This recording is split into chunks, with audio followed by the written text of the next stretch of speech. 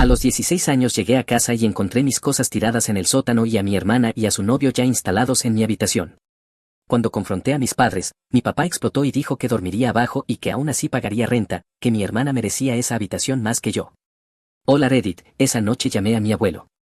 Así que tengo 16 años y acabo de regresar de mi turno después de la escuela en el supermercado y encuentro todas mis cosas arrojadas en el sótano como si fueran basura, no cuidadosamente movidas ni empacadas con ningún tipo de consideración, simplemente lanzadas ahí abajo en cajas al azar y bolsas de basura, como si me estuvieran desalojando de una casa de drogadictos.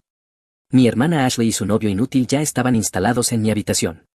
Tenían sus cosas por todas partes, su equipo de videojuegos estaba sobre mi escritorio, su maquillaje estaba esparcido por toda mi cómoda. Literalmente estaban desempacando, como si acabaran de cerrar la compra de su primera casa o algo así. Y cuando me quedé parado en la puerta tratando de procesar lo que estaba viendo, Ashley ni siquiera tuvo la decencia de parecer avergonzada, simplemente dijo hola, mamá y papá dijeron que podíamos tener esta habitación porque es más grande, tus cosas están en el sótano, así sin más, como si me estuviera diciendo el pronóstico del clima. No voy a mentir, me quedé ahí parado durante unos buenos 10 segundos tratando de averiguar si esto era algún tipo de broma, como si bajara las escaleras y encontrara mi habitación real montada en otro lugar o mis padres saltaran gritando sorpresa, pero no, esto era la vida real. Mi habitación de la infancia, la que había tenido desde que tenía 7 años, simplemente había desaparecido, entregada a mi hermana de 22 años y a su novio desempleado como si yo ni siquiera existiera. Bajé a buscar a mis padres y estaban viendo televisión en la sala. Ambos sabían que yo había llegado a casa, ambos me escucharon entrar y ninguno se molestó en avisarme sobre todo el asunto de la habitación. Mi mamá ni siquiera levantó la vista de su programa cuando entré. Mi papá miró de reojo con una expresión que me dijo que sabía exactamente lo que yo iba a decir y que ya estaba molesto por eso. Les pregunté qué estaba pasando con mi habitación, traté de mantener la voz calmada y razonable, pregunté por qué todas mis cosas estaban en el sótano y por qué Ashley y su novio se estaban mudando a mi espacio. Mi papá ni siquiera bajó el volumen del televisor, solo giró un poco la cabeza y dijo que mi hermana necesitaba esa habitación, que ella y Jordan estaban ahorrando para su propio lugar y necesitaban más espacio que el cuarto de invitados, que yo dormiría en el sótano por ahora. Por ahora, como si fuera algo temporal, como si me estuvieran haciendo un favor al dejarme quedarme en mi propia casa. Señalé que el sótano ni siquiera estaba terminado, tenía pisos de concreto, tuberías expuestas y hacía un frío terrible en invierno. El único dormitorio era una zona diminuta detrás del horno que básicamente era un armario de almacenamiento con una pequeña ventana. La respuesta de mi papá fue que entonces más me valía abrigarme bien y que de todas formas seguiría pagando renta, 300 al mes, igual que antes. Déjenme retroceder y explicar esa parte porque es importante. Había estado pagando a mis padres $300 al mes desde que cumplí 16 años y conseguí mi trabajo en Fletcher's Crossway.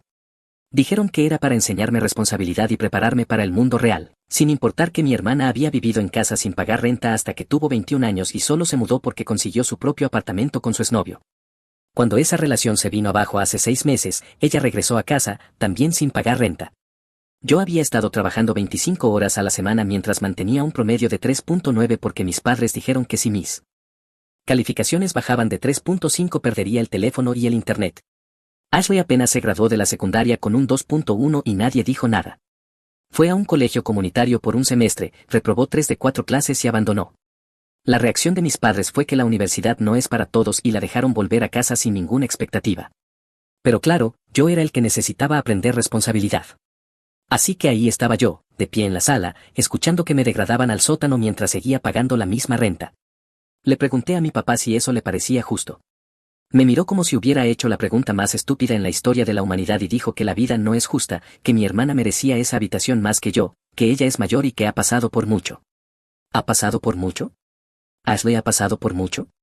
La chica que nunca ha mantenido un trabajo por más de 3 meses, que fue despedida de una cafetería por llegar tarde todos los días, que pidió prestados $2,000 a nuestros padres el año pasado y nunca devolvió ni un centavo, esa Ashley había pasado por mucho y por eso merecía mi habitación.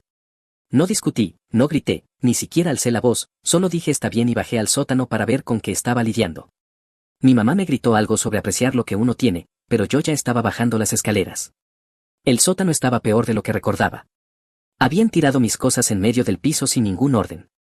Mi ropa estaba mezclada con mis libros, mis cosas de videojuegos enredadas con la ropa de cama y el armazón de mi cama estaba simplemente recargado contra la pared en pedazos, sin colchón.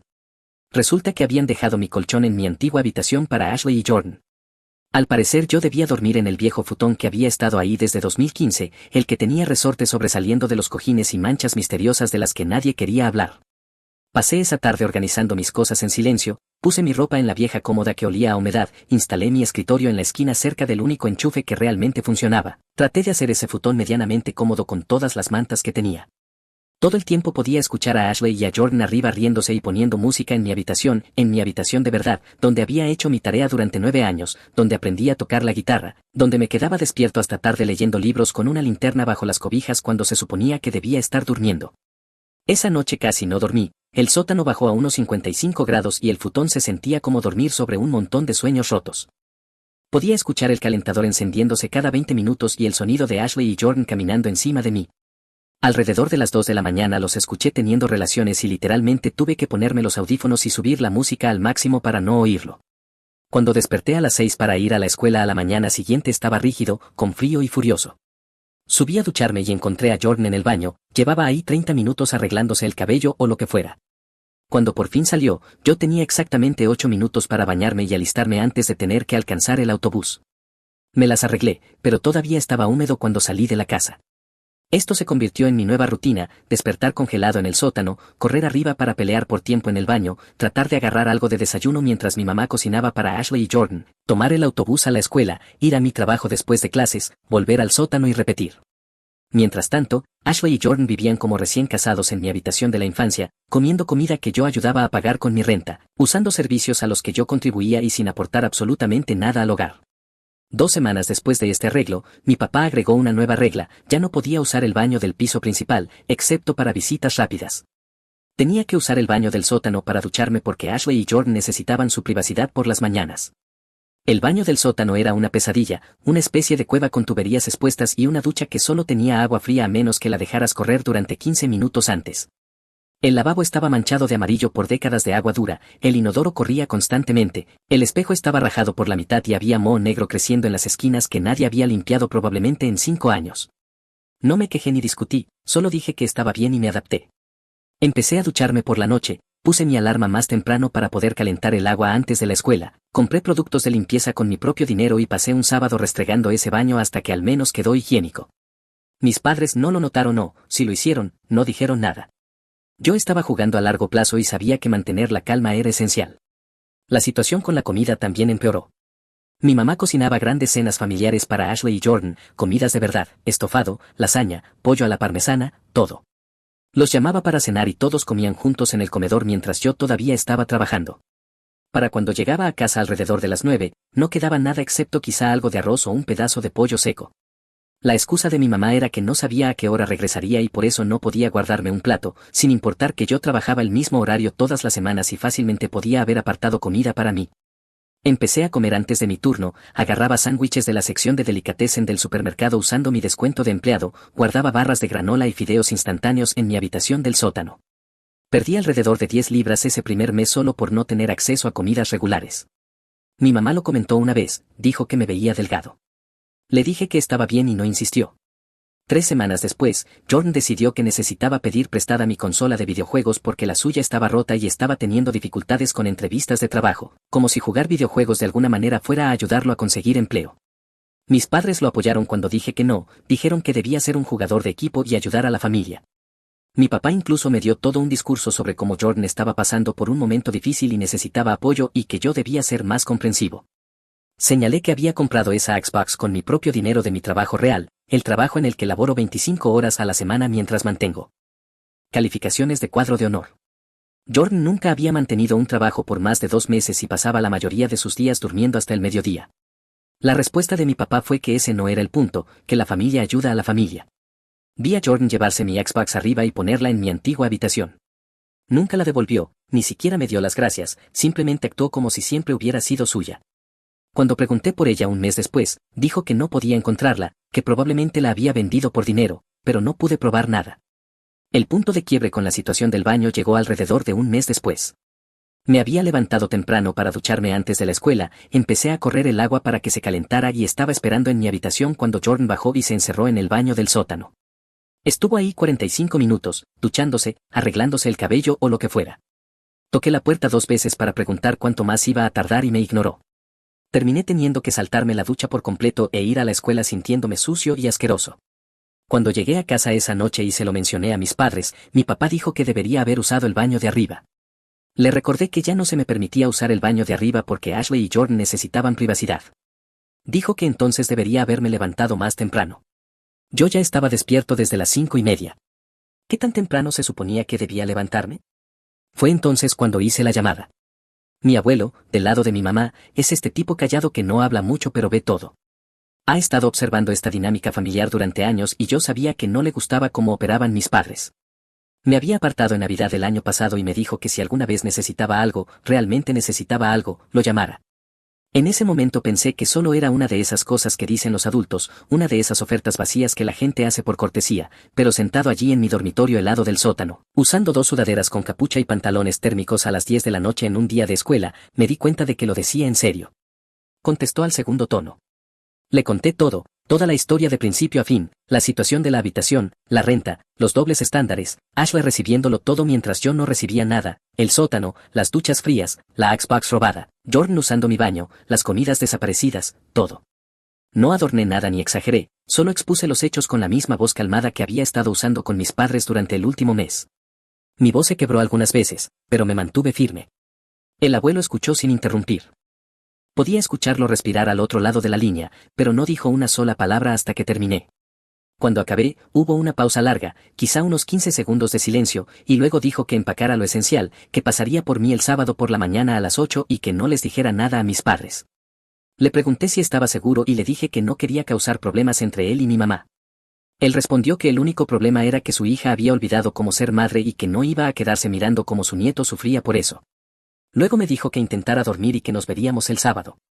Esa noche casi no dormí, pasé la mayor parte del tiempo acostado en ese horrible futón pensando en lo que estaba a punto de hacer. Una parte de mí se sentía culpable, como si estuviera abandonando a mi familia o siendo dramático, pero la parte más grande sentía una extraña sensación de alivio, como si hubiera estado conteniendo la respiración bajo el agua durante un mes y alguien acabara de lanzarme un salvavidas. Los días siguientes fueron surrealistas. Hice todo en automático, fui a la escuela y al trabajo como siempre, volví al sótano como siempre y actué como si todo estuviera bien. Mis padres no notaron nada diferente, porque lo harían, apenas me notaban de todos modos. Ashley y Jordan estaban demasiado metidos en su pequeño mundo como para prestar atención. Yo solo era el chico del sótano que pagaba renta y no estorbaba. El viernes por la noche empecé a empacar, lo hice en silencio después de que todos se durmieran. Tomé solo lo que importaba, ropa, artículos de aseo, mi portátil, el cargador del teléfono y cosas importantes de la escuela. Dejé atrás cualquier cosa que no pudiera cargar en una sola mochila. La Xbox ya había desaparecido de todos modos, mi guitarra tenía una cuerda rota y no tenía tiempo de arreglarla, la mayoría de mis libros podían quedarse, compraría otros si los necesitaba. La parte más difícil fue conseguir mis documentos. Esperé hasta las 2 de la mañana, cuando sabía que todos dormían, subí sigilosamente a la oficina de mis padres donde guardaban el archivero, encontré mi carpeta y tomé todo, acta de nacimiento, tarjeta del seguro social, pasaporte, registros de vacunación, todo. Me llevé todo lo que demostraba que existía como un ser humano legal. Mis padres probablemente lo notarían con el tiempo, pero para entonces ya sería demasiado tarde. El sábado por la mañana estaba esperando afuera a las 7:55, con una mochila llena de ropa y mis documentos importantes. Hacía frío, principios de noviembre en el medio oeste, la temperatura probablemente estaba en los 40 y tantos. Podía ver mi aliento en el aire. Me senté en los escalones de la entrada y esperé. Una parte de mí todavía no podía creer que esto estuviera pasando de verdad. El abuelo llegó en su vieja camioneta exactamente a las 8 de la mañana, la misma que había manejado desde antes de que yo naciera, una Ford F-150 azul oscuro con manchas de óxido en los guardabarros y un golpe en el parachoques trasero de cuando dio reversa contra un poste en Home Depot hace 3 años. Nunca en mi vida me había alegrado tanto de ver un vehículo. Lancé mi mochila en la parte de atrás y me subí. No me preguntó si estaba seguro, no cuestionó mi decisión, no me dio un discurso sobre la familia ni trató de convencerme de darles otra oportunidad a mis padres. Solo me miró, asintió una vez y dijo cinturón. Luego puso la camioneta en marcha y arrancó. No hablamos mucho durante el trayecto. El abuelo nunca fue muy hablador. Tenía la radio bajita en alguna estación vieja de música country y la calefacción estaba a todo lo que daba. Me di cuenta, unos 10 minutos después, de que en realidad tenía calor, por primera vez en un mes, calor de verdad, no ese de llevar 3 capas y seguir tiritando, sino un calor normal y cómodo. Casi lloré. Nos detuvimos en la casa que compartía con mi abuela, a unos 40 minutos de distancia. Era una casa tipo rancho en un vecindario tranquilo. Habían vivido allí desde que mi mamá era niña. Yo había estado allí 1 millón de veces para fiestas y cumpleaños, pero nunca la había visto realmente como un posible hogar. Siempre había sido solo la casa de los abuelos, pero al entrar en el camino de entrada esa mañana, ver las hojas esparcidas por el césped y la luz del porche aún encendida aunque ya era de día, se sintió diferente, se sintió como un refugio. La abuela me esperaba en la puerta antes de que siquiera bajáramos de la camioneta, debió haber estado vigilando. Tenía una sonrisa triste en el rostro y me abrazó por más tiempo de lo habitual. No dijo nada, solo me sostuvo. Luego se apartó, puso las manos en mis hombros, me miró directo a los ojos y dijo que ya estaba en casa, que pasara, que había preparado el desayuno. La habitación de invitados estaba lista, como si hubiera estado preparándose para esto. La cama estaba hecha con sábanas limpias, había toallas limpias dobladas sobre la cómoda, el closet estaba vacío y listo para mis cosas, incluso había un escritorio armado en la esquina con una buena lámpara y un vaso lleno de bolígrafos. Toda la habitación olía a suavizante y a ese aroma particular que tienen las casas antiguas. Era el dormitorio más agradable que había visto en un mes. La abuela hizo panqueques y tocino, un desayuno de verdad, comida caliente, tanto como yo quisiera. Me seguía sirviendo el plato sin preguntarme si quería más, solo me miraba comer con esa expresión satisfecha en el rostro. El abuelo estaba sentado frente a mí leyendo el periódico, levantando la vista de vez en cuando para asegurarse de que yo estuviera bien. Ninguno de los dos me hizo preguntas sobre lo que había pasado. Simplemente me dejaron existir en su espacio, sin presión, sin juicio y sin expectativas. Después del desayuno, la abuela me mostró la casa, me recordó dónde estaba todo aunque había estado allí 100 veces, me enseñó cuál baño era el mío, me dijo dónde estaban las mantas extra por si tenía frío por la noche, me dijo que podía tomar cualquier comida de la cocina cuando quisiera. No mencionó renta, no mencionó tareas, solo dijo que esta era mi casa ahora y lo dejó así. Mis padres no notaron que me había ido hasta la tarde del domingo. Yo había trabajado el turno de cierre el sábado por la noche y probablemente asumieron que simplemente estaba escondido en el sótano como siempre. Mi mamá llamó a mi teléfono alrededor de las 2 de la tarde del domingo, no contesté. Llamó 4 veces más y luego llamó mi papá. Ignoré todo. Finalmente mi papá mandó un mensaje preguntando dónde estaba y que regresara a casa de inmediato. Le respondí que estaba en casa del abuelo y que ya no vivía con ellos. Mi teléfono empezó a explotar de inmediato con llamadas, mensajes y buzones de voz. Mi mamá lloraba diciendo lo irrespetuoso que estaba haciendo, mi papá decía que estaba cometiendo un enorme error, Ashley me llamó dramático y egoísta. Los bloqueé a todos. El lunes por la mañana el abuelo me llevó a la escuela, ya había hecho todo el papeleo de inscripción usando su dirección, me dijo que podía quedarme todo el tiempo que necesitara, sin renta y sin reglas, excepto mantener mis calificaciones altas y ser respetuoso. Su único requisito era que siguiera trabajando y ahorrando mi dinero. Esa tarde mis padres aparecieron. Miré desde arriba como mi papá se bajaba del auto y marchaba hacia la puerta principal. El abuelo abrió antes de que pudiera tocar. La conversación duró quizás 5 minutos, luego el abuelo dio un paso atrás y le cerró la puerta en la cara a mi papá. Mis padres se quedaron sentados en el coche otros 10 minutos antes de irse. Más tarde el abuelo me dijo que mi papá había amenazado con llamar a la policía y que la respuesta del abuelo fue adelante, tiene 16 años, tiene sus propios ingresos y documentos. Ustedes le han estado cobrando renta y alojándolo en un sótano sin terminar y sin calefacción, veamos cómo resulta esa conversación. Mi papá no llamó a la policía. Las semanas siguientes fueron raras. Yo seguía esperando que mis padres aparecieran o que todo esto explotara de alguna manera, pero no pasó. El abuelo había descubierto su farol y ellos ya no tenían movimientos. No podían reportarme como desaparecido porque no estaba desaparecido, no podían obligarme a volver a casa porque yo me mantenía solo. Se habían acorralado a sí mismos al tratarme como a un inquilino adulto en lugar de como a un hijo menor. Más tarde la abuela me contó que había tenido una conversación con mi mamá. Mi mamá intentó la rutina de es mi hijo y pertenece a su casa, y la abuela la frenó diciéndole que lo mudaron a un sótano helado y le dieron su habitación a su hermana adulta y a su novio desempleado, que le cobraron renta mientras a ella le daban vivienda gratis, que lo trataron como a un inquilino, así que encontró un mejor arrendador. La escuela mejoró casi de inmediato. Ya no estaba exhausto todo el tiempo, podía ducharme en paz, tenía calefacción, mis calificaciones mejoraron y entré al cuadro de honor ese semestre. Mi situación laboral también mejoró. Llevaba casi un año trabajando en Fletcher's Grocery, era bueno en lo que hacía, llegaba a tiempo, hacía mi trabajo y no me quejaba. A mi gerente le caía bien y cuando le dije que me había mudado con mis abuelos y necesitaba más horas, me subió a 30 horas a la semana. Estaba ganando un dinero decente para un chico de 16 años y ahorrando casi todo. Aproximadamente 6 semanas después de mudarme, mi papá me mandó un solo mensaje: tu madre quiere hablar, cena familiar en la casa el domingo a las 6. No respondí. Al día siguiente volvió a escribir preguntando si iba a ir o no. Le respondí que no, que necesitábamos hablar de la situación como adultos. Él dijo que no había nada que discutir, que ya no vivía allí. Respondió que seguía siendo su hijo y que le debía respeto. No contesté ese mensaje. Mi mamá intentó otro enfoque, llamó a mi abuela y le pidió que me hiciera entrar en razón. Mi abuela le dijo que yo estaba actuando con perfecto sentido común al alejarme de una situación tóxica. Mi mamá colgó.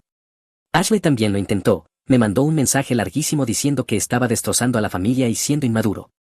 Dijo que Jordan se había vuelto a mudar con sus padres y que ahora ella necesitaba ayuda con la renta, aparentemente mis padres habían empezado a cobrársela después de que yo me fui. El karma es gracioso así. Tuvo el descaro de preguntarme si podía prestarle dinero para su primer mes. La dejé en visto. Alrededor del tercer mes mi papá apareció en Fletcher's mientras yo estaba trabajando. Entró a la tienda durante mi turno y se quedó ahí parado esperando a que lo notara. Cuando lo hice, me llamó con la mano. Yo seguía acomodando estantes. Se acercó y dijo que necesitábamos hablar. Le dije que estaba trabajando. Dijo que esto era importante. Le respondí que mi trabajo también lo era. Se le puso la cara roja otra vez, la misma expresión que tuvo en la puerta del abuelo, pero ahora estaba en público y sabía que no debía hacer un escándalo. Bajó la voz y dijo que mi madre estaba muy afectada, que Ashley estaba teniendo dificultades y que necesitaban que volviera a casa para arreglarlo como familia. Dejé de acomodar y lo miré, de verdad lo miré. Este era el hombre que me dijo que la vida no es justa cuando me mandó al sótano, que dijo que mi hermana merecía mi habitación más que yo, que exigía renta mientras yo me congelaba todas las noches y peleaba por tiempo en el baño cada mañana, y ahora quería que volviera a casa porque las cosas no iban según su plan. Le dije que no iba a volver, que no iba a arreglar nada, que estaba bien donde estaba. Me dijo que tenía 16 años y que no podía tomar esa decisión. Le respondí que me convirtió en inquilino cuando empezó a cobrarme renta y que los inquilinos pueden mudarse cuando encuentran un lugar mejor, que yo había encontrado uno mejor. Dijo que así no funciona la familia.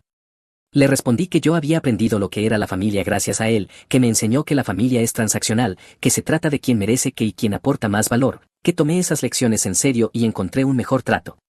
Su cara pasó de roja a morada. Pensé que le iba a dar algo ahí mismo en el pasillo 7, pero no pasó. Solo se quedó respirando fuerte unos segundos y luego se dio la vuelta y se fue. Mi gerente se acercó después y me preguntó si estaba bien. Le dije que sí. Me dijo que si volvía y me molestaba otra vez, se lo hiciera saber y llamaría a la policía. Esa fue la última vez que mi papá intentó hablar conmigo en persona. Los mensajes continuaron, eso sí. Mi mamá mandaba textos largos cargados de culpa sobre cuánto me extrañaba y lo herida que estaba porque había abandonado a la familia. Mi papá enviaba mensajes más cortos y enojados sobre responsabilidad y respeto. Ashley aparecía de vez en cuando para quejarse de su vida y de lo injusto que era que ahora tuviera que pagar renta. Ignoré todo y finalmente los bloqueé cuando los mensajes se volvieron demasiado. La vida en casa del abuelo era buena, realmente buena. Tenía mi propia habitación con calefacción de verdad, podía tomar duchas calientes cuando quisiera, la abuela cocinaba comidas de verdad por las que no tenía que pelear, el abuelo me ayudaba con la tarea a veces y nunca me pidió dinero de renta. Me trataban como familia, familia de verdad, de la que de verdad se preocupa por tu bienestar. Seguí trabajando, seguí ahorrando y para cuando cumplí 17 años tenía casi $8,000 en el banco. Mi gerente me ascendió a encargado de turno, lo que venía con un aumento. Empecé a tomar cursos en línea de administración de empresas para adelantar créditos universitarios. En el último año de secundaria apliqué a universidades y fui aceptado en 3 buenas escuelas con becas parciales. Había ahorrado lo suficiente para cubrir lo que las becas no cubrían. El abuelo ofreció ayudar con el resto, pero le dije que ya había hecho suficiente. Insistió y llegamos a un acuerdo, él ayudaría con los costos del dormitorio si yo prometía visitarlos durante los recesos. Mis padres se enteraron de la universidad por Facebook. Al parecer Ashley estaba espiando mi perfil. Mi mamá me mandó un mensaje felicitándome por mi admisión y diciendo que les encantaría hablar y ayudarme a planear. Demasiado poco y demasiado tarde, mamá. Me gradué de la secundaria con honores. El abuelo y la abuela fueron a la ceremonia, luego me llevaron a cenar y el abuelo me dio una tarjeta con $1,000 diciendo que estaba orgulloso de mí. Esa fue la primera vez que lloré en probablemente 2 años. Mis padres no fueron a la graduación. Ashley me escribió el día anterior preguntando si podía ir. Le dije que no había suficientes boletos. Si lo sabía, solo no la quería allí. El verano antes de la universidad trabajé a tiempo completo en Fletcher's, ahorré cada centavo, compré todo lo que necesitaría para el dormitorio y ayudé al abuelo a arreglar la terraza trasera como agradecimiento por todo.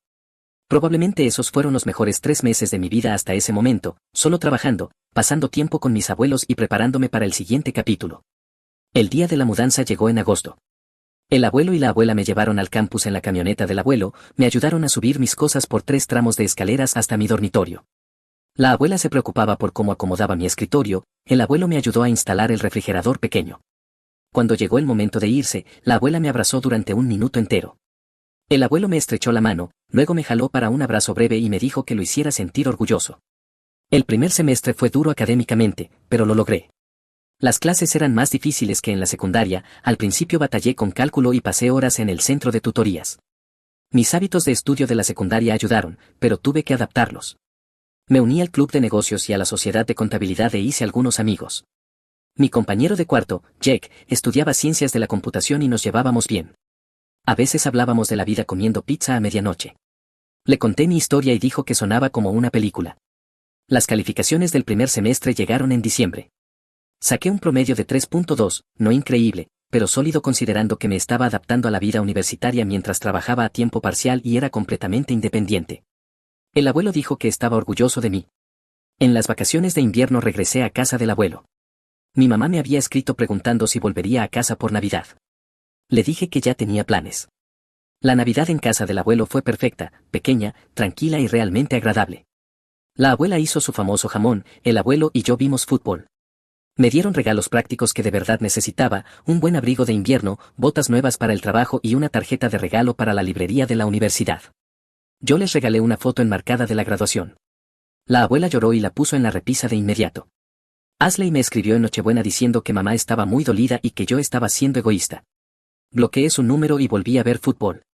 En el semestre de primavera me involucré más en el campus, hice amigos en el programa de negocios y mis calificaciones mejoraron. Subí mi promedio a 3.5 al final del semestre y entré por primera vez a la lista del decano. En el segundo año me mudé a un departamento fuera del campus con Jack y otros 2 chicos, mi parte era de 350 al mes. Ese otoño conocí a Jenny en mi clase de Derecho Empresarial. Ella de verdad hacía preguntas durante la clase, buenas preguntas. Terminamos siendo compañeros en un proyecto grupal y pasamos 3 semanas en la biblioteca trabajando en él. Supe que estudiaba finanzas, era inteligente, motivada, tenía metas claras y conectamos. Después de terminar el proyecto seguimos viéndonos, empezamos a tomar café juntos y a estudiar. Me contó sobre su familia, sus padres llevaban 30 años casados y apoyaban a sus 2 hijos por igual. Sonaba como un universo completamente distinto a mi experiencia. Una noche, comiendo pizza, le conté mi situación esperando que pensara que yo era dramático, pero no me juzgó. Dijo que sonaba a que había tomado la decisión correcta y que mis padres parecían tóxicos. Lo entendió sin que yo tuviera que justificarme ni explicarme. Empezamos a salir oficialmente en diciembre. Conoció al abuelo y a la abuela durante las vacaciones de invierno, a la abuela le encantó de inmediato y el abuelo dijo que era buena gente y que no la arruinara. Yo conocí a sus padres durante las vacaciones de primavera, fueron geniales, normales y funcionales, me hicieron preguntas sobre la escuela y mi futuro y realmente escucharon mis respuestas. Su papá y yo hablamos de contabilidad durante casi una hora, su mamá me mostró álbumes de fotos viejos y contó historias vergonzosas de Jenny cuando era niña. Fue el tipo de cena familiar que siempre había imaginado que otros tenían pero que yo nunca había vivido realmente. Ahí fue cuando de verdad me golpeó lo que me había estado perdiendo, cómo se veían las dinámicas familiares normales.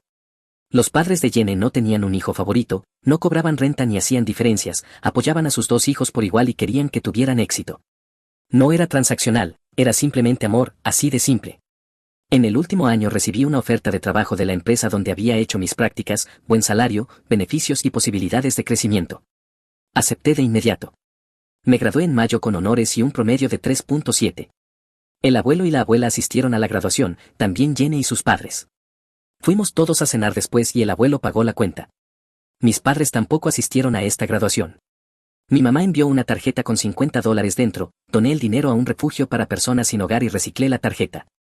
Empecé mi trabajo en junio, encontré un departamento decente cerca de la oficina y Jenny y yo nos mudamos juntos en agosto. La vida era buena, tenía una carrera, una novia a la que amaba, mi propio lugar y estabilidad financiera. Mis padres intentaron contactarme ocasionalmente durante el año siguiente, mi mamá enviaba mensajes por Facebook y mi papá mandaba mensajes de texto con intentos incómodos de conversación. Ashley me envió una solicitud de amistad que ignoré. Los mantuve a todos a distancia. Luego el abuelo se enfermó, empezó poco a poco, olvidando cosas, confundiéndose. La abuela me llamó preocupada y el médico dijo que era demencia de inicio temprano. Empecé a visitarlos todos los fines de semana, ayudaba a la abuela con lo que necesitara y llevaba al abuelo a sus citas. A veces olvidaba mi nombre, pero siempre recordaba que yo era importante para él. Mi mamá se enteró por redes sociales y llamó por primera vez en más de un año, quería saber por qué nadie le había dicho nada. Le respondí que quizás si hubiera estado más involucrada lo habría sabido antes. Colgó. Se presentó en el hospital cuando el abuelo fue internado, llevó a mi papá y a Ashley. La abuela fue educada pero fría. Yo no les dije nada. Mi mamá intentó hablar conmigo en el pasillo, dijo que debíamos dejar nuestras diferencias de lado por el bien del abuelo. Le dije que yo no tenía ninguna diferencia con el abuelo, que él había estado ahí para mí cuando ellos me tiraron a un sótano y me cobraron renta, que mis diferencias eran con ella. Ella lloró y yo me fui. El abuelo falleció 3 semanas después, la abuela estaba con él y yo también. Fue silencioso, triste y exactamente como debía ser. El funeral fue pequeño, mis padres asistieron y se sentaron atrás. Yo me senté al frente con la abuela y con Jenny. Durante el servicio hablé de cómo me había salvado cuando tenía 16 años, de cómo me dio un hogar cuando lo necesitaba, de cómo me enseñó lo que era una familia de verdad, de cómo había sido más padre para mí en 4 años que mi padre biológico en 16. Después del funeral mi mamá intentó acercarse a mí y yo caminé en dirección contraria. Los meses siguientes fueron duros, ayudando a la abuela a adaptarse y ordenando las cosas del abuelo. Jenny fue increíble durante todo eso. Un sábado, mientras limpiábamos la oficina del abuelo, encontré una carpeta con mi nombre. Dentro había copias de cada boleta de calificaciones, certificados y premios, fotos de mis graduaciones que yo le había enviado. Lo había guardado todo. Lloré por primera vez desde que murió. La abuela me encontró allí y dijo que el abuelo solía mostrar esa carpeta a cualquiera que quisiera escuchar, que presumía de su nieto que había logrado salir adelante. Eso me hizo llorar aún más. La vida siguió. Jenny y yo nos comprometimos en nuestro 3er aniversario y empezamos a planear una boda pequeña. Le pedí a la abuela que me acompañara al altar, ya que el abuelo no podía, y ella dijo que sí entre lágrimas. Fijamos la fecha para la primavera siguiente. Mi mamá se enteró del compromiso por redes sociales y llamó preguntando por qué tenía que enterarse por Facebook. Le dije que quizás si hubiera estado más involucrada lo habría sabido antes. Preguntó si estaba invitada a la boda y le dije que no. Colgó. La boda fue en abril, una ceremonia pequeña con amigos cercanos, la familia de Jenny y la abuela, unas 40 personas en total. La abuela me acompañó al altar. Fue exactamente lo que queríamos. Mis padres no estuvieron allí. El día antes de la boda mi mamá envió un mensaje largo sobre lo herida que estaba, que era mi madre y merecía estar allí, que yo estaba cometiendo un error al apartarlos. Lo leí una vez, lo borré y no respondí. En la recepción la abuela dio un brindis, habló de cómo yo había llegado a su puerta a los 16 años con nada más que una mochila y determinación, de lo orgulloso que el abuelo estaba del hombre en el que me había convertido, de cómo la familia no es sangre sino quien aparece cuando más lo necesitas. La sala quedó en silencio, la mitad de las personas allí conocían mi historia. Jenny y yo compramos una casa un año después, 3 habitaciones, buen jardín y un buen vecindario. Invitábamos a la abuela a cenar todos los domingos y a veces se unían los padres de Jenny. Mi mamá escribió una vez pidiendo mi nueva dirección, no respondí. 2 años después de la boda, Jenny y yo tuvimos a nuestro primer hijo, un niño, lo nombramos como el abuelo. La abuela fue al hospital el día que nació, lo sostuvo y lloró. Los padres de Jenny fueron esa misma noche con globos y flores. Mi mamá se enteró por una publicación de Facebook de un primo 3 días después. Envió un mensaje diciendo que acababa de enterarse de que tenía un nieto y preguntando cuándo podía conocerlo. Bloqueé su número una semana después. Mis padres se presentaron en nuestra casa sin avisar, simplemente entraron al camino de entrada un sábado por la tarde. Yo estaba en el jardín delantero con el bebé en un portabebés. Se bajaron del auto y mi mamá empezó a caminar hacia mí con una gran sonrisa como si nada hubiera pasado. Tomé a mi hijo y entré a la casa, cerré la puerta con llave. Mi papá tocó durante 5 minutos y no respondí. Finalmente se fueron. Mi mamá intentó llamar desde diferentes números y dejó mensajes de voz hablando de derechos de los abuelos y de cómo merecía conocer a su nieto. Guardé los mensajes por si los necesitaba más adelante para una orden de restricción, pero nunca llegó a eso. Después de unas semanas las llamadas se detuvieron. Ashley volvió a contactarme un año después, envió un mensaje por Facebook diciendo que había arreglado su vida, que ahora tenía un trabajo de verdad. Llevaba 18 meses en la misma empresa y estaba en una relación seria con un hombre que sí tenía su vida en orden. Dijo que ahora entendía por qué yo me había ido, que nuestros padres habían estado equivocados y que lamentaba su parte en todo eso. Leí el mensaje 2 veces, lo pensé durante unos días y luego respondí diciendo que apreciaba la disculpa, que me alegraba de que estuviera mejor y que quizá algún día podríamos hablar, pero que todavía no estaba listo. Dijo que lo entendía. Empezamos a escribirnos de vez en cuando después de eso, nada profundo, solo actualizaciones. Ella me envió una foto cuando la ascendieron en el trabajo y yo le envié una cuando mi hijo dio sus primeros pasos. No era mucho, pero era algo. Ella tenía 22 años y era inmadura cuando pasó lo de la habitación, la gente cambia, quizá ella realmente había cambiado. Mis padres lo intentaron una vez más cuando mi hijo tenía 3 años, enviaron una carta a través de Ashley diciendo que habían ido a terapia, que ahora entendían lo mal que lo habían hecho, que querían una oportunidad para arreglar las cosas y conocer a su nieto. Leí la carta y se la mostré a Jenny, ella dijo que la decisión era mía.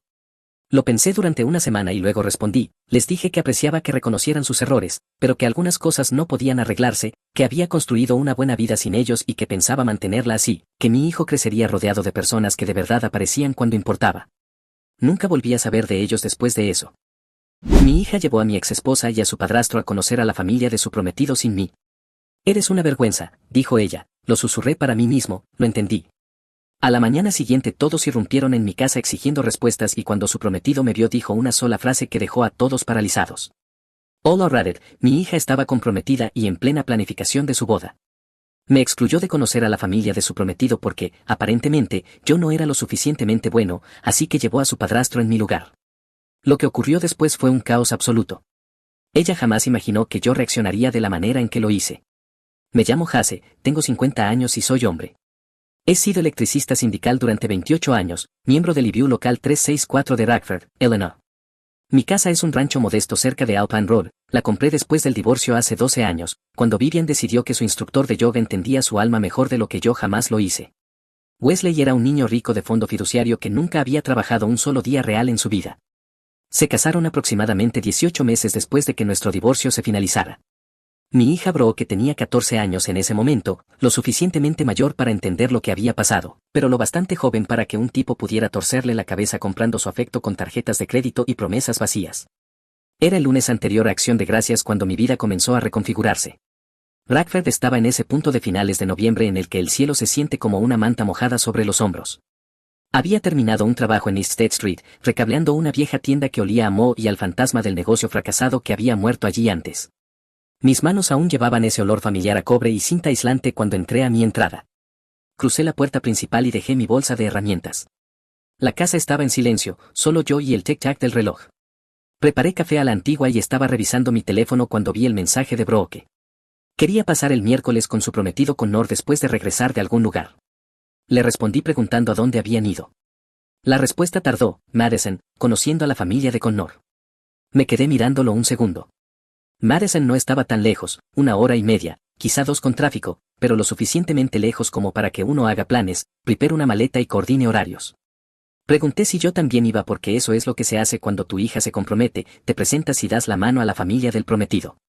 Su respuesta llegó demasiado rápido, esta vez solo mamá y Wesley van a ir. Algo frío me atravesó el pecho, aún no era rabia. Pregunté por qué. La familia de Connor es tradicional, es más fácil así. Más fácil, ¿qué quieres decir? No quiero sentir vergüenza, ¿puedes no hacerlo un gran problema, por favor? Vergüenza, claro. Escribí 3 respuestas diferentes y las borré todas, luego simplemente envié entendido. Me senté en la mesa de la cocina bebiendo un café que se enfriaba y traté de recordar en qué momento me convertí en el padre inconveniente, el que se oculta de la compañía educada, el cuya existencia necesita ser explicada o eliminada del relato. Mi teléfono vibró de nuevo, esta vez era mi hermano Ricky. Trabajaba en un taller de carrocería en el lado sur y tenía un sexto sentido para saber cuando algo iba mal. Su mensaje fue simple, oye, ¿qué pasa hermano? ¿Todo bien? Le dije que lo llamaría más tarde esa noche. No dormí mucho, me quedé mirando el techo pensando en todos los años en los que estuve presente, cada pago de manutención hecho a tiempo, cada cumpleaños, cada fiesta, cada recogida y entrega, el coche que firmé como aval cuando Brooke tenía 19 años y necesitaba transporte confiable, el semestre en el extranjero que ayudé a financiar cuando Vivian dijo que no podía cubrirlo, la apendicectomía de emergencia cuando ella tenía 16 años y yo estuve 6 horas sentado en la sala de espera del hospital mientras Vivian y Wesley estaban convenientemente inalcanzables en algún retiro de spa, 26 años siendo su padre y ni siquiera merecía un asiento en la mesa. La traición llegó por Facebook a la mañana siguiente a las 7:15, justo cuando me servía mi primera taza de café y me preguntaba si ya era demasiado temprano para sentirme tan viejo. Estaba revisando las notificaciones cuando la vi. La foto había sido publicada tarde la noche anterior. Brooke con un abrigo elegante y el cabello recogido, sonriendo como si acabara de ganar la lotería. Vivian a su lado, con esa expresión engreída que siempre tenía, y Wesley al otro lado con el brazo sobre el hombro de mi hija, sonriendo como un imbécil. Estaban frente a algún restaurante elegante de Madison, luces colgantes, ladrillo expuesto, el tipo de lugar que cobra $40 por un bistec. El pie de foto me golpeó en el estómago, cena familiar con mis padres antes de la gran reunión de mañana, tan agradecida por mi increíble papá y el amor que siempre me ha dado. Papá, llamó a Wesley su papá después de que yo pasara 26 años, 2 décadas y media, siendo el hombre cuya sangre corría por sus venas, y la veía declarar públicamente a su padrastro como su padre mientras yo estaba solo en mi cocina como un fantasma que aún no se había dado cuenta de que estaba muerto. Mi teléfono sonó, era Ricky. ¿Lo viste, tu hija?, preguntó sin rodeos. Le dije que sí. Eso está mal, Jase, realmente está mal. No discutí. Ricky guardó silencio un segundo y luego dijo algo que se me quedó grabado. ¿Sabes cuál es la peor parte? Ella publicó eso sabiendo que tú lo verías, eso no fue un error. Tenía razón. Brooke no era tonta, había heredado el talento de su madre para la crueldad envuelta en negación plausible. Siempre podía decir que no lo decía así, que yo era demasiado sensible, que estaba exagerando. Le dije a Ricky que lo llamaría después y colgué. Le envié a Brooke un solo mensaje: como Wesley es tu padre ahora, deja que actúe como tal, estás fuera de mi vida. Luego apagué el teléfono y me fui a la cama. A la mañana siguiente escuché coches en mi entrada, varios coches. Miré por la ventana y vi el SUV de lujo de Brooke estacionado detrás del Mercedes de Vivian. Todo el grupo se había reunido, Brooke, Vivian y el propio Wesley, tan engreído como siempre con un abrigo de cachemira. Nada dice emergencia familiar como aparecer en 2 vehículos de lujo para confrontar a tu padre por sus sentimientos. No tocaron la puerta, Brooke todavía tenía una llave de cuando solía quedarse conmigo los fines de semana. Ella entró como si el lugar le perteneciera, con los otros dos siguiéndola de cerca. Vivian recorrió mi cocina con esa mirada suya, catalogando mentalmente todo lo que no cumplía con sus estándares. Wesley se colocó cerca de la puerta. Vivian habló primero, como siempre lo hacía. Jase, tenemos que hablar. Yo me quedé sentado en la mesa de la cocina, café en mano, el teléfono aún mostrando Facebook. Intervino Brooke avanzando. ¿Viste la publicación? Antes de que conviertas esto en algo enorme. Algo enorme, repetí. Llamaste públicamente a Wesley tu padre, delante de todo Internet. Wesley dio un paso al frente con esa sonrisa suya. Jase, entiendo que te sientas herido. Levanté la mano. Déjame detenerte ahí mismo. Tú no tienes derecho a hablar de esta situación. Aparentemente eres el padre preferido en la vida de mi hija, así que felicidades, empieza a comportarte como tal. Su sonrisa se desvaneció un poco. Los ojos de Vivian se afilaron. Esto es exactamente a lo que me refiero. Brooke dijo, esta actitud, por eso no quería que estuvieras allí. ¿Qué actitud? La de existir, la de tener opiniones, la de no ser solo una chequera ambulante a la que recurres cuando necesitas algo. La voz de Vivian se volvió helada. Nadie dijo eso. No hacía falta decirlo, Vivian. Las acciones hablan. Te llevaste a tu esposo y a mi hija a conocer a la familia de su prometido e introdujiste a Wesley como su padre. Entonces, ¿qué les dijiste de mí? Que soy un compañero de piso, algún tipo que financia el estilo de vida de tu hija y aparece ocasionalmente en las fiestas. Silencio. Miré a Brooke. ¿Qué fue exactamente lo que les dijiste a los padres de Connor sobre mí? Ella no respondió. La mandíbula de Brooke se tensó. Los Harley no toleran el desorden del divorcio, ¿de acuerdo? Son tradicionales, dinero antiguo. Mamá les dijo que tú básicamente ya no estabas en escena. Era más fácil. Ahí estaba. Era más fácil, repetí. Así que borraste 26 años de que yo fuera tu padre porque era más fácil. No es borrarte, es solo presentación. Es una mentira, Brooke. Una mentira que les contaste a tus futuros suegros sobre quién te crió. Ella puso los ojos en blanco. Biológicamente, claro, pero la paternidad es más que ADN. Cruzó los brazos y me miró fijamente a los ojos. Nunca actuaste como un verdadero padre, Jase. Las palabras cayeron como un mazo en el pecho. Me quedé allí de pie un largo momento. Está bien, susurré. Lo entiendo. Brooke parpadeó, casi sorprendida de que no contraatacara. Vivian intercambió una mirada con Wesley. La habitación quedó en silencio. Wesley se aclaró la garganta. La familia Harley tiene ciertas expectativas. No me importa. Se detuvo a mitad de la frase. Vivian intervino. Estás haciendo esto más dramático de lo que debe ser. No. Me levanté lentamente. He terminado. Vinimos aquí para hacer las paces, dijo ella entre dientes. Vinieron aquí porque Brooke quiere algo. La voz de Brooke se volvió cortante. ¿Qué se supone que significa eso?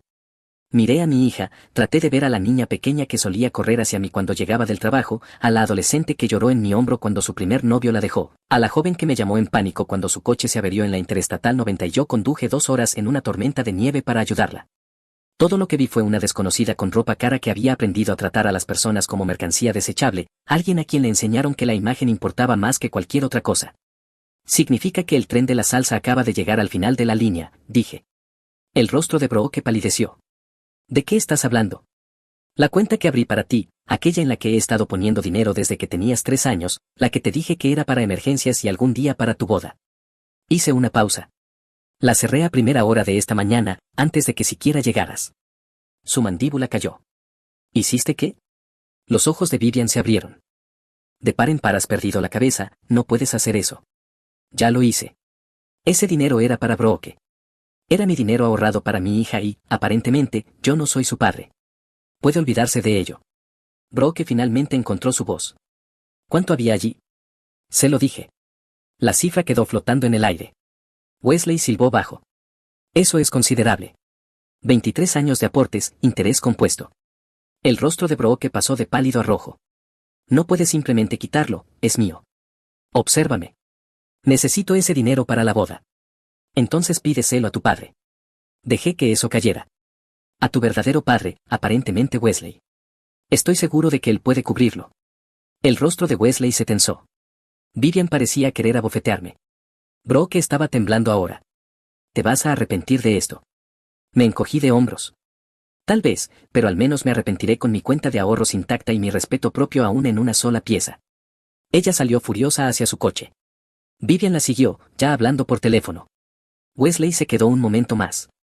Me miró con algo que tal vez era respeto o tal vez puro odio, difícil de decir. Sabes que esto no ha terminado, dijo. Le sonreí. Sí que lo está. Se fue sin decir otra palabra. Volví a mi garaje y terminé de organizar mis herramientas. Ricky llamó esa noche. Le conté lo que pasó. Se rió. Ya era hora, dijo. Cuando se recuperó añadió, llevaba años esperando que hicieras eso. Le dije que se sentía bien. Debería sentirse bien. Has dejado que te pasen por encima desde el divorcio, Jase. No eres un tipo malo, pero tienes que dejar de ser un blanco tan fácil. Tenía razón. Pasé demasiado tiempo intentando ser la persona más grande y permití que me convirtiera en un felpudo. No más.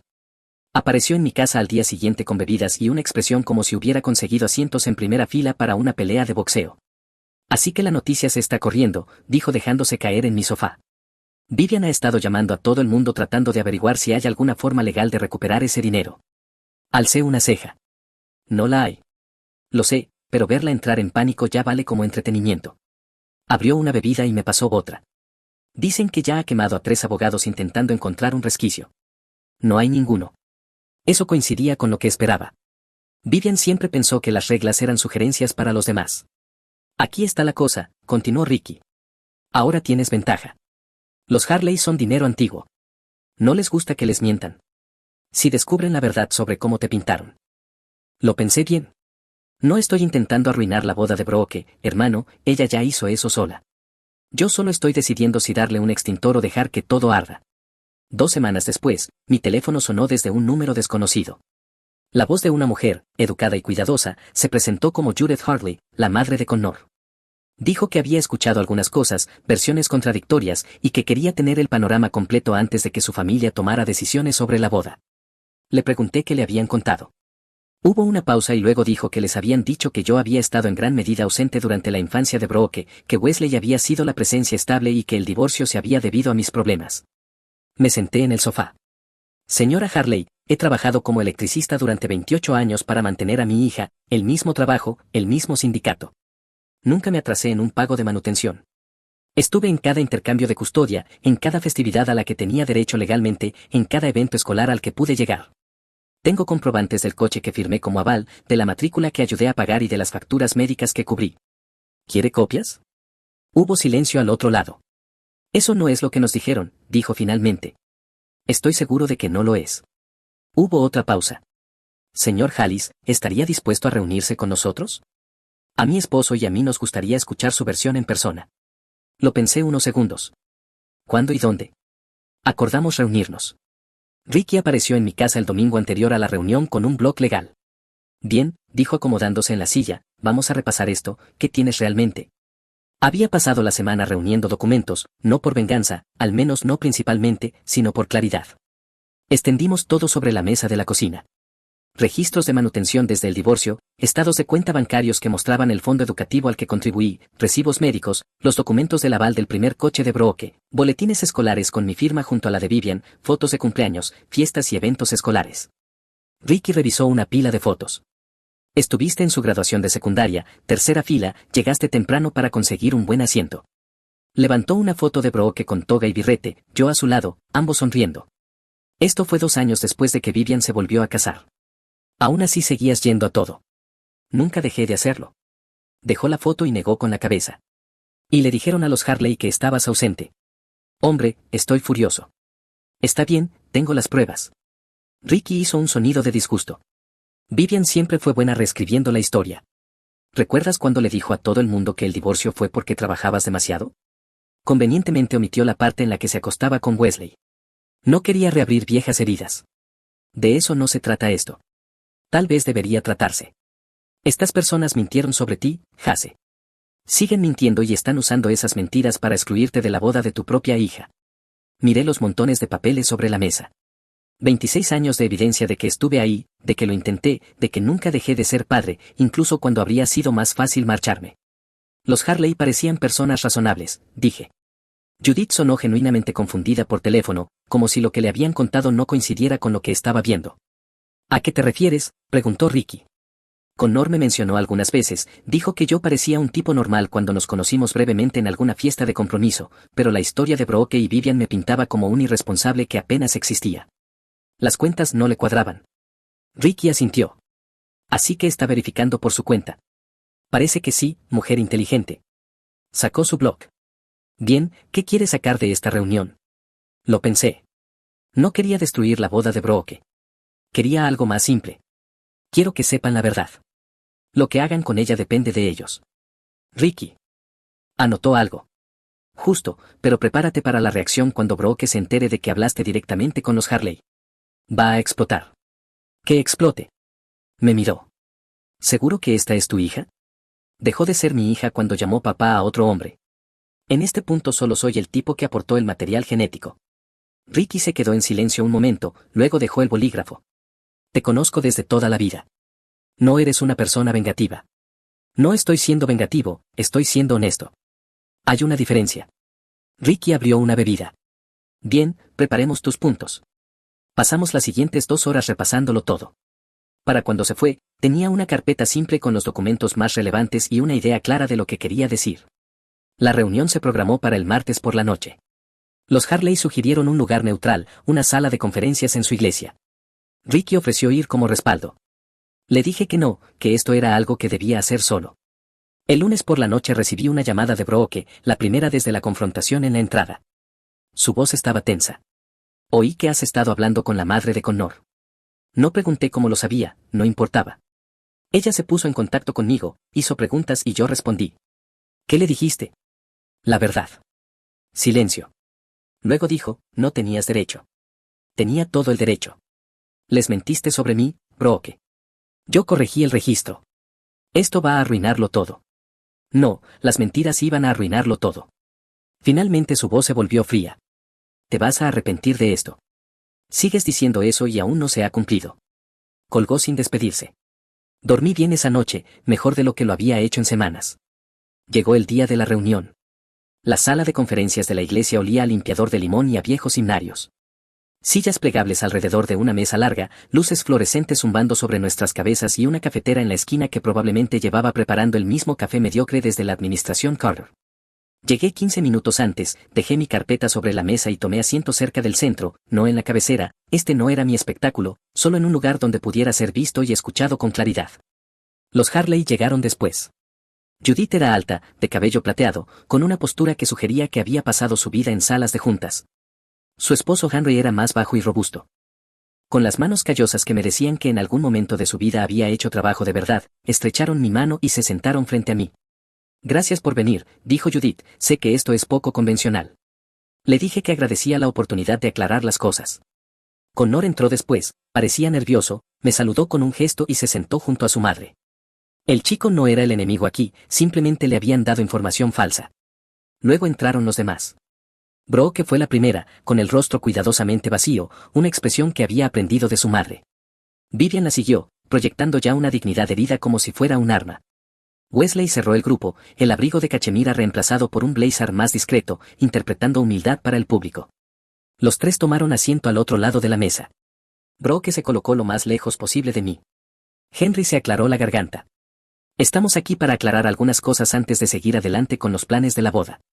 Judith habló con el señor Hallis la semana pasada. Lo que ella supo no coincidía con lo que nos habían dicho. Queremos darles a todos la oportunidad de explicar. Vivian abrió la boca, pero Henry levantó la mano. Empezaremos con el señor Hallis. Miré alrededor de la mesa, todos los ojos puestos en mí. El momento se sentía pesado, pero no de mala manera, más bien como dejar en el suelo una carga que había llevado demasiado tiempo. He sido el padre de Brooke durante 26 años, dije. Estuve casado con Vivian durante 14 de esos años y divorciado durante 12. Durante el matrimonio trabajé, proveí, estuve presente en cumpleaños, festividades y eventos escolares. Después del divorcio seguí el acuerdo de custodia al pie de la letra. Nunca fallé en un pago, nunca fallé en una recogida, nunca perdí una oportunidad de ser parte de la vida de mi hija. Abrí mi carpeta y coloqué los documentos uno por uno. Este es mi historial de manutención infantil, completo e ininterrumpido durante 12 años. Este es el papeleo del préstamo de cuando firmé como aval su primer coche. Yo no estaba ausente, yo era a quien ella llamaba. Esta es una factura del hospital de cuando tenía 16 años y fue sometida a una cirugía de emergencia. Estuve sentado en esa sala de espera durante 6 horas. Añadí la foto de graduación al montón. Esto es de su graduación de secundaria, tercera fila, pedí el día libre en el trabajo. Y esto, saqué el último documento, es el estado de la cuenta de ahorros que abrí para ella cuando tenía 3 años. 23 años de aportaciones. La cerré hace 2 semanas porque me dijeron que yo no era su verdadero padre. La sala quedó en silencio. Judith examinó los documentos. La expresión de Henry pasó de neutral a algo mucho más cercano a la ira. Connor miró a Brooke. ¿Esto es cierto? La mandíbula de Brooke estaba tensa. Está exagerando. Negué con la cabeza. ¿Qué parte? Los registros de manutención del condado, los estados bancarios con fechas y montos, la factura del hospital con mi firma. Wesley dio un paso al frente. Las contribuciones financieras no hacen a alguien padre, estar presente emocionalmente. Yo estuve presente emocionalmente, lo interrumpí. Estuve presente físicamente. Estuve presente de todas las formas en que un padre puede estarlo. Tú apareciste cuando Brooke tenía 14 años con un coche alquilado y un fondo fiduciario. Compraste su afecto, yo me gané el mío. Su rostro se oscureció. La voz de Vivian se volvió cortante. Esto es exactamente por lo que no queríamos que estuvieras aquí, esta incapacidad de aceptar que Brooke tiene relaciones con otras personas. La miré. Acepté que tuviera un padrastro. Nunca intenté socavar tu matrimonio ni la relación de Wesley con Brooke. Pero ustedes no solo lo construyeron a él, me destruyeron a mí. Le dijeron a esta gente que yo estaba ausente, que no estaba realmente involucrado. Eso es borrar a alguien. Judith habló en voz baja. Nos dijeron que Hasse era prácticamente un extraño, que aparecía de vez en cuando, pero que no formaba parte de la vida diaria de Brooke. Miró a Vivian. Vivian bajó la mirada hacia la mesa. Connor se levantó, la silla raspando ruidosamente el suelo. Te pregunté específicamente por el padre biológico de Brooke. Dijiste que no estaba presente. La compostura de Brooke finalmente se rompió. Apenas estaba presente. Cada 2 fines de semana no es ser padre. Cada 2 fines de semana fue lo que el tribunal me dio, dije. Pedí más. El abogado de tu madre se aseguró de que no lo consiguiera. El rostro de Vivian se puso rojo. Eso es mentira. Revisa los registros judiciales. Connor seguía de pie. Miró a Brooke, luego a Vivian, y luego de nuevo a Brooke. Cuando habló, su voz era baja, de ese tipo de calma que aparece justo antes de que todo se rompa. Entonces mentiste sobre tu padre para que tu familia pareciera mejor. Todos se quedaron congelados. La boca de Brooke se abrió, pero no salió ningún sonido. El rostro de Vivian se volvió blanco. Wesley miró al suelo. El silencio se prolongó hasta que dolió. Henry se volvió hacia su hijo Connor. Necesitamos hablar en privado. Connor asintió, miró a Brooke y vi algo cambiar en su expresión, una decepción profunda, de la que llega cuando te das cuenta de que la persona que creías conocer es una extraña. Salió con sus padres, la puerta se cerró detrás de ellos y entonces solo quedamos nosotros, Brooke, Vivian, Wesley y yo. Brooke habló primero, con la voz temblorosa. ¿Estás contento ahora? Lo arruinaste todo. Volví a guardar mis documentos en la carpeta. Si la verdad arruina las cosas, no es culpa mía. No tenías derecho. Tenía todo el derecho. Wesley dio un paso al frente. Necesitas pensar en lo que estás haciendo, Hase. Los conflictos familiares pueden resolverse, pero si haces estallar esto. Ya estaba estallado. Ustedes tres encendieron la mecha. Yo simplemente no voy a dejar que me culpen por la explosión. Vivian se puso de pie tomando su bolso. Ya veremos. Esto no ha terminado. Me encogí de hombros. Para mí sí. Se fueron. Brooke no miró atrás. Me quedé solo en esa sala otros 10 minutos, escuchando el zumbido de las luces fluorescentes y el borboteo de la cafetera. Luego recogí mi carpeta y me fui a casa. Las siguientes 3 semanas fueron un caos, no mi caos, el de ellos. Yo solo lo observé desarrollarse desde una distancia cómoda. Ricky me mantenía informado por su red de chismes. Los Harley entraron en modo investigación total después de la reunión en la iglesia. Verificaron todo lo que les dije, los registros de manutención, los estados bancarios, las fotos de graduación. La boda no fue cancelada, fue pospuesta indefinidamente mientras Connor y Brooke resolvían algunas cosas. Esa fue la versión oficial. Extraoficialmente, según la red de Ricky, Connor estaba reconsiderando seriamente si quería casarse con alguien que había mentido a su familia sobre algo tan fundamental. Vivian me llamó 5 veces en la primera semana. No contesté. Dejó mensajes de voz que comenzaron llenos de ira y gradualmente pasaron al pánico. Hase, necesitamos hablar de esto por el bien de Brooke. La boda está en riesgo. Cualesquiera que sean nuestros problemas, podemos resolverlos, pero necesitas llamar a los Harley y explicar que exageraste, por favor. Lo ignoré. Wesley no llamó, probablemente una decisión inteligente de su parte.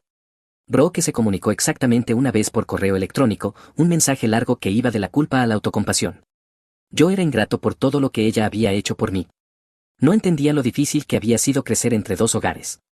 Wesley había estado más presente durante sus años formativos de adolescencia. Nunca quiso hacerme daño, solo tomó decisiones que tuvieron ese efecto. Lo más cercano a asumir responsabilidad fue una línea cerca del final. Ahora entiendo que algunas de mis decisiones fueron hirientes y lamento el dolor que causaron. No dijo, lo siento por haberte mentido. No dijo, estuve mal en borrarte de mi vida. Lo leí 2 veces tratando de encontrar algún reconocimiento real de lo que había hecho, alguna admisión de que había mentido sobre mí, alguna señal de remordimiento genuino, no hubo nada. Le respondí con 2 frases. Cuando estés lista para tener una conversación honesta sobre lo que pasó, estoy dispuesto a escuchar. Hasta entonces no tengo nada que decir. No respondió. Ricky vino el tercer viernes. Nos sentamos en mi porche trasero aunque hacía tanto frío que podíamos ver nuestro aliento. Se dice que los Harley se están retirando de la financiación de la boda, dijo. Iban a cubrir el lugar y el catering, ahora no lo harán. Asentí. Es mucho dinero, unos $50,000. Al parecer Judith le dijo a alguien en su iglesia que no podía, en buena conciencia, financiar un matrimonio que comenzaba con engaño. Palabras exactas. Dejé que eso calara. Los Harley no solo se estaban retirando, estaban enviando un mensaje. Supongo que el fondo fiduciario de Wesley va a resentirse, dije. Ricky sonrió. Ese es el asunto. No hay tanto en ese fondo como todos pensaban. Vivian lo ha estado drenando durante años, la casa, los coches, el estilo de vida. En este punto es casi todo humo y espejos. Procesé eso. Así que la boda lujosa de Brooke estaba siendo financiada por los Harley y ahora ese dinero desapareció. Exacto, y la cuenta de ahorros que cerraste habría cubierto la diferencia. Si ninguna de las dos, negó con la cabeza, están desesperados. Tomé un largo sorbo de mi bebida. La vida llega rápido, hermano. No me digas. La semana siguiente la hermana de Vivian se puso en contacto conmigo. La tía Paula, una mujer razonable con la que siempre me llevé bien durante el matrimonio. Me preguntó si podíamos tomar un café, dijo que quería entender lo que había pasado desde mi perspectiva. Acepté porque Paula nunca me había hecho nada malo y parecía genuinamente confundida, no acusatoria. Nos reunimos en un diner del lado sur. Se la veía cansada, como si hubiera quedado atrapada en medio de algo agotador. Hablé con Vivian, dijo. También hablé con los Harley. Las historias no coinciden. Le dije que no me sorprendía. No puedo creer que Vivian haya afirmado que estabas ausente. Has hecho todo lo que un padre puede hacer por su hija. Hizo una pausa. Hase, he conocido a mi hermana toda la vida. Tiene talento para hacerse la víctima en cada historia, pero esto, no me di cuenta de hasta dónde había llegado.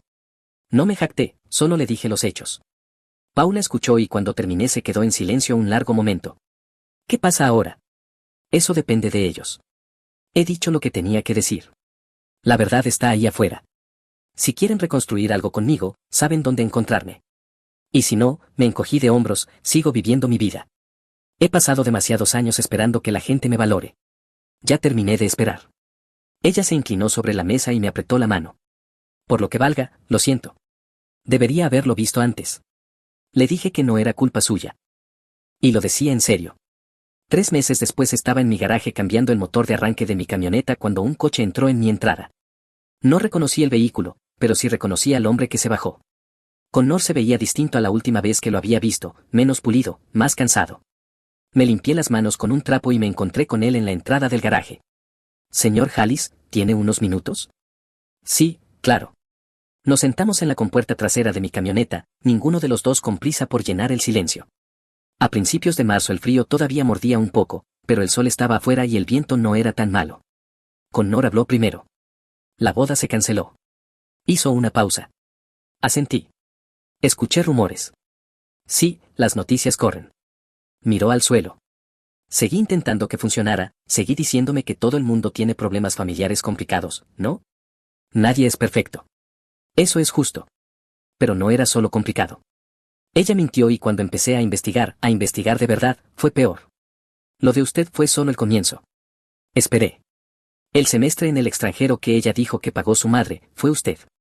El coche que supuestamente le compró su padre, usted firmó el préstamo. La emergencia médica en la que Wesley supuestamente la salvó, ni siquiera estaba en el país. Usted fue el que estuvo allí. Parece que hiciste bien la tarea. Tenía que hacerlo, porque cada vez que intentaba hablarlo con Brooke, ella desviaba el tema, lo cambiaba, me hacía sentir que el problema era yo por hacer preguntas. Conocía ese movimiento. Había estado del lado que lo recibe durante años. Connor negó con la cabeza. Lo que realmente me afectó fue lo fácil que le resultaba. Mentir. Ni siquiera dudaba. Simplemente reescribía la realidad como si nada y esperaba que yo siguiera el juego. Esa habilidad viene de familia. Casi sonrió. Mi madre dijo algo parecido. Nos quedamos en silencio otro minuto. ¿Y ahora qué vas a hacer? Le pregunté.